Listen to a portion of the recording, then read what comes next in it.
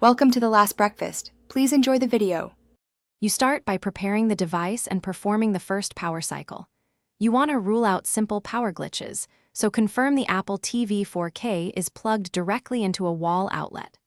Once done, disconnect HDMI and Ethernet to isolate the system, but keep power connected long enough to note the white light behavior. Then remove power for at least 30 seconds. This clears transient issues. Make sure to wait fully before restoring power so capacitors discharge, and the device resets internal states. Now you move into recovery and diagnostics to repair firmware or software corruption. Connect the Apple TV to a computer using a compatible USB-C cable, or, if Network Restore is available, prepare that instead. Once connected, open Finder or iTunes so the host detects the unit. This allows you to choose Update or Restore. Prefer a full restore first because it reinstalls firmware. If the restore completes and the white light stops blinking, you've fixed the issue. If not, try Update afterwards to preserve settings.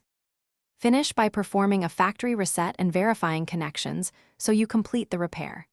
If the device boots after restore, use settings to perform an erase and reset to clear residual errors. Then reconnect HDMI to the TV and test on a different HDMI cable and TV input to rule out display or cable faults.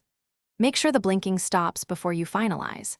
If the white light still blinks after these steps, contact Apple support or an authorized repair, because persistent blinking often indicates hardware failure.